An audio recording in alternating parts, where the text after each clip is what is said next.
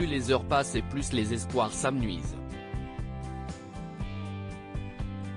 Ce jeudi 8 septembre aux alentours de midi, heure locale, le palais de Buckingham a publié un communiqué au sujet de la santé en déclin d'Elisabeth II. Après une nouvelle évaluation ce matin, les médecins de la reine sont préoccupés pour la santé de Sa Majesté et ont recommandé qu'elle reste sous surveillance médicale.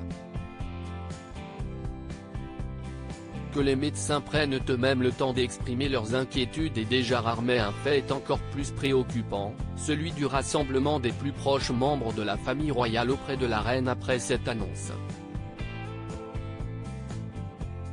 Le prince Charles et son épouse Camilla, qui se trouvaient déjà en Écosse, la princesse Anne ont été les premiers au chevet de la reine. Un peu plus tard dans l'après-midi, un jet privé appartenant à la famille royale a atterri en Écosse, avec à son bord le prince William, le prince Edward, son épouse Sophie de Wessex et le prince Edward. Le prince Harry, présent sur le sol britannique pour des événements caritatifs auxquels il n'assistera pas, a quant à lui voyagé dans un autre avion.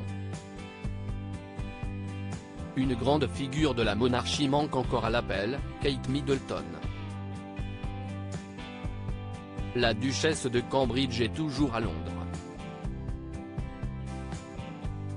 Non pas parce qu'elle n'a pas envie de croiser Meghan Markle ou qu'elle est en froid avec la reine, mais bel et bien pour ses enfants. Ce mercredi 7, George, 9 ans, Charlotte, 7 ans et Louis, 4 ans, ont fait leur rentrée des classes accompagnés de leurs parents. Un événement d'autant plus important qu'ils découvraient leur toute nouvelle école après leur déménagement. Ce jeudi 8, ils ont, comme tous les autres élèves, pris le chemin de l'école et ne sont pas encore sortis. Il se pourrait donc que Kate Middleton attende que George, Charlotte et Louis aient terminé leur journée pour rejoindre tout le monde à Balmoral. L'heure est grave pour la famille royale britannique.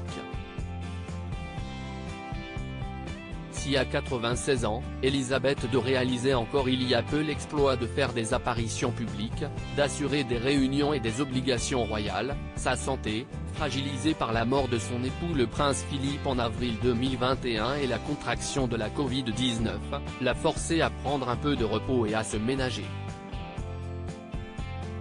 Plusieurs événements en marge de son jubilé de platine cette année ont d'ailleurs été marqués par son absence de dernière minute, conseillée par les médecins. Un corps médical encore plus inquiet aujourd'hui.